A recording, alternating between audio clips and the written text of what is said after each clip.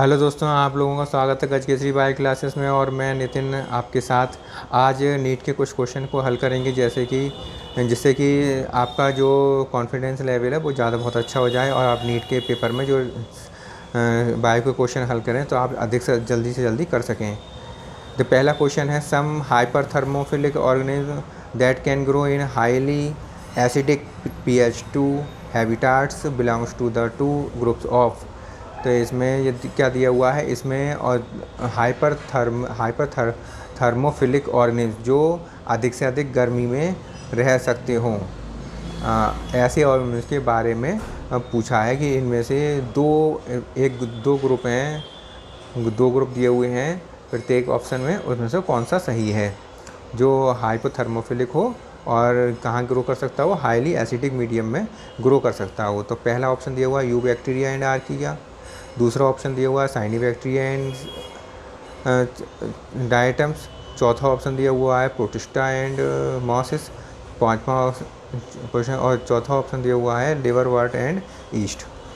तो इस तरह से चार ऑप्शन दिए हुए हैं, इसमें सही कौन सा है आप लोग लगा लीजिए और मैं आंसर इसका बताता हूँ। इसका आंसर पहला आंसर है सही, यू बैक्टीरिया एंड आर्किया। ये यू बैक्टीरिया और आर्किया जो है ये हाईली एसिडिक मीडियम में ग्रो कर सकते हैं। दूसरा क्वेश्चन है द सेल्स और the tissues which consist the pith of dicot stem possess cell wall composed of. इस क्वेश्चन में ये पूछा गया है कि डाइकोट स्टेम जो है, डाइकोट स्टेम की जो पिथ होती है उसमें टिश्यू और जो सेल्स होते हैं उनकी सेल वॉल किसकी बनी हुई होती है। पहला ऑप्शन दिया हुआ है सेलुलोज तथा पैक्टिन, दूसरा ऑप्शन दिया हुआ है सेलुलोज हेमीसेलुलोज तथा पैक्टिन, और चौथा ऑप्शन दिया हुआ है, तीसरा ऑप्शन दिया हुआ है ओनली सेलुलोज, और चौथा ऑप्शन दिया हुआ है ओनली लिग्निन। तो आप इसमें से लगाइए कौन सा आंसर सही है। मैं आंसर आपको बताता हूँ, आप पॉज करके लगाइएगा, वीडियो को रोककर आप ऑप्शन लगा लिया करें और मैं आपको इसका आंसर बताता हूँ, ओनली सेलुलोज। सी आंसर इसका सही रहेगा, इसका आंसर सी सही है, पहले वाले का आंसर पहला सही था। अब है तीसरा question, photochemical smog formed in metropolitan cities mainly consist of. तो जो मेट्रोपॉलिटन सिटीज़ होती हैं उनमें फोटोकेमिकल स्मॉग का जो बनता है वो किन किन से मिलकर बनता है, उसका कंपोजिशन पूछा है। तो पहला ऑप्शन दिया हुआ है ozone, peroxy acetyl nitrate and Knox.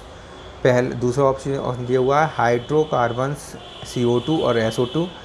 तीसरा ऑप्शन दिया हुआ है स्मोक SO2 परऑक्सी एसिटाइल नाइट्रेट, और चौथा ऑप्शन दिया हुआ है हाइड्रोकार्बन ओजोन SOX सॉक्स।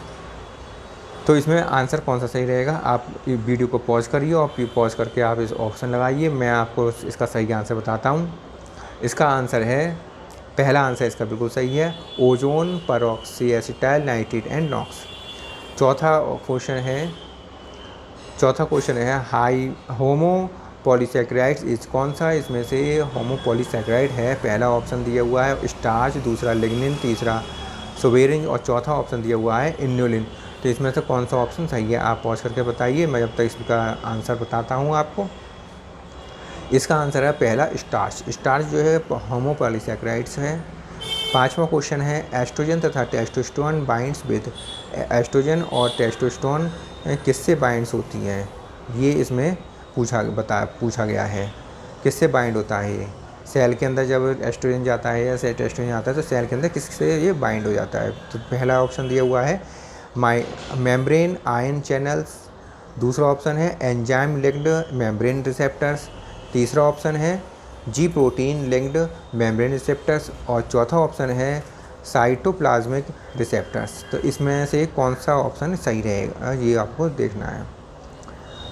पहला ऑप्शन जो दिया हुआ है मेम्ब्रेन आयन चैनल, में मेम्ब्रेन पर जो आयन चैनल्स होती हैं जिनकी वजह से वो आयंस अंदर या बाहर की तरफ जाते हैं सेल के अंदर, तो वो क्या उससे बाइंड होता है।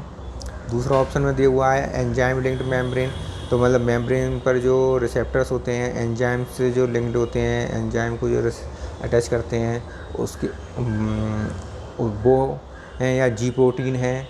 जो मेम्ब्रेन पर रिसेप्टर पाए जाते हैं जी प्रोटीन के लिए वो हैं, या साइटोप्लाज्मिक रिसेप्टर्स हैं। तो इसका आंसर आप वीडियो को पॉज करके लगाइएगा, मैं इसका आंसर बताता हूँ। इसका आंसर है इसका आंसर डी है, साइटोप्लाज्मिक रिसेप्टर्स। साइटोप्लाज्मिक रिसेप्टर्स वो रिसेप्टर्स होते हैं जो न्यूक्लियस की मेम्ब्रेन पर पाए जाते हैं, साइटोप्लाज्म के अंदर में पाए जाते हैं, साइटोप्लाज्म के पास अंदर पाए जाते हैं और न्यूक्लियस की मेम्ब्रेन पर पाए जाते हैं। तो एस्ट्रोजन और टेस्टोस्टेरोन जो होता है वो न्यूक्लियस की मेम्ब्रेन पर जाकर अटैच होता है, लगता है, इसीलिए मैं साइटोप्लाज्मिक रिसेप्टर इसका सही आंसर होगा। इसका आंसर डी आंसर बिल्कुल सही होगा। ठीक है, तो आज का प्रोग्राम यहीं पे समाप्त करते हैं।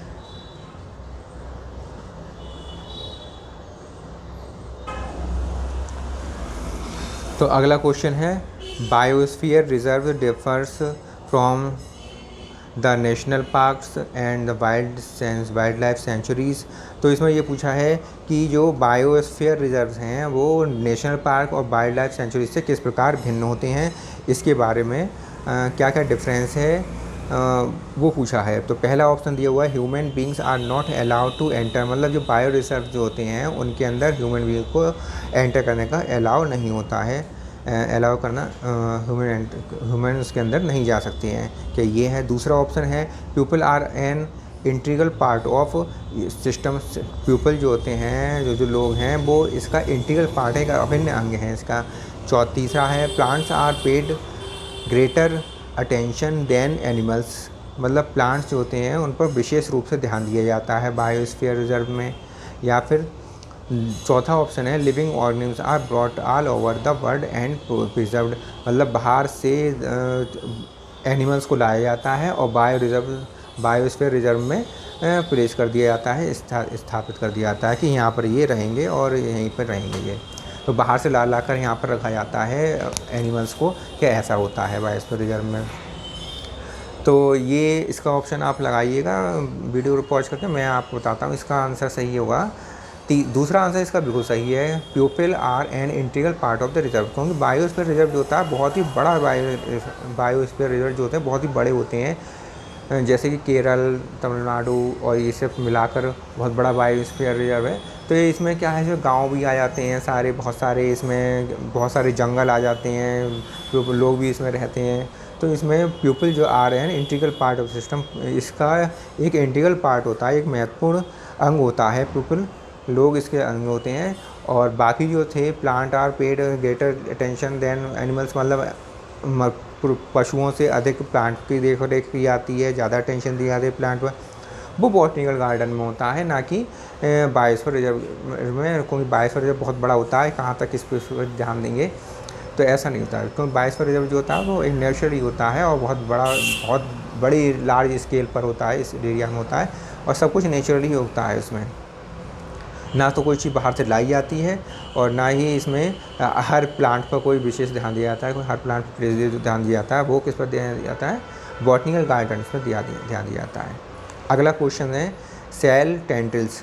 तो स्टेम टेंड्रिल्स बताइए किस में होता है। तो स्टेम टेंड्रिल्स किस में पाया जाता है, सिट्रस बोगनविलिया में पाया जाता है, गॉर्डस ग्रेप वाइन्स में पाया जाता है, दोनों में पाया जाता है, या किसी में नहीं पाया जाता है। तो इसका ऑप्शन आप लगाइए, मैं इसका ऑप्शन बताता हूँ। इसका सही आंसर है बी में इसका बिल्कुल सही आंसर है, जिसमें स्टेम टेंड्रिल्स पाए जाते हैं। अगला क्वेश्चन है, स्टेम थॉर्न्स जो होते हैं वो किस में पाए जाते हैं, सिट्रस बोगनविलिया में, कैलिटोपिस में, बोथ में, नन में, किस में पाए जाते हैं बताइएगा। तो जो पाए जाते हैं, ये इसका आंसर है, पहला आंसर बिल्कुल सही है, सिट्रस बोगनविलिया में स्टेम थॉर्न्स पाए जाते हैं। अगला क्वेश्चन है, अपोजिट फिलोटॉक्सी किस में किस में पाई जाती है, कैलिटोपिस गुआवा में, रोज मस्टर्ड में, बोथ में, नन में, इसमें से किस में पाई जाती है। तो इसका जो सही आंसर है आप लगाइए, मैं आपका सही आंसर बताता हूँ। इसका आंसर है कैलिटोपिस गुआवा। और चौथा लास्ट जो क्वेश्चन है इसमें है अल्टरनेटिव फिलोटैक्सी किस में पाई जाती है, ये आपको बताना है।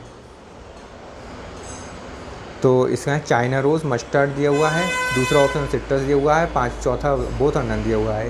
तो इसमें कौन सा आंसर सही है? इसमें भी पहला आंसर बिल्कुल सही है। चाइना रोज़ और मस्टर्ड में अल्टरनेटिव फिलोटैक्सी पाई जाती है। तो इसके जो ऑप्शन हो गए, सबसे ऊपर जो है बायोस्फीयर रिजर्व वाले में दूसरा ऑप्शन सही हो गया, स्टेम टेंडेड में दूसरा ऑप्शन सही हो गया, स्टेम थॉर्न में पहला है, अपोजिट फिलोटैक्सी में भी पहला ऑप्शन सही है और अल्टरनेटिव फिलोटैक्सी में भी पहला ही ऑप्शन सही है। तो आज का सेशन यहीं पे समाप्त होता है और मैं आप लोगों से अब इजाज़त लेता हूँ। और आप लोगों को मेरा वीडियो अच्छा लगा हो, आप लोगों को समझ में आया हो, तो आप मेरे वीडियो को लाइक करिए, शेयर करिए और पहली बार मेरे वीडियो पर आए हैं तो इसे सब्सक्राइब कीजिए। जितने भी नीट के स्टूडेंट हैं वो सभी के सभी नीट के स्टूडेंट मेरे चैनल को सब्सक्राइब कर लें, क्योंकि रोज़ाना मैं जब तक पेपर हो रहा है नहीं हो जाएगा तब तक मैं रोज़ाना एक वीडियो ज़रूर डाला करूँगा, जिसमें सारे जो क्वेश्चंस होंगे बायो के क्वेश्चंस होंगे, जिससे कि आप की प्रैक्टिस अच्छी से तरह से हो जाए। धन्यवाद आप लोगों का।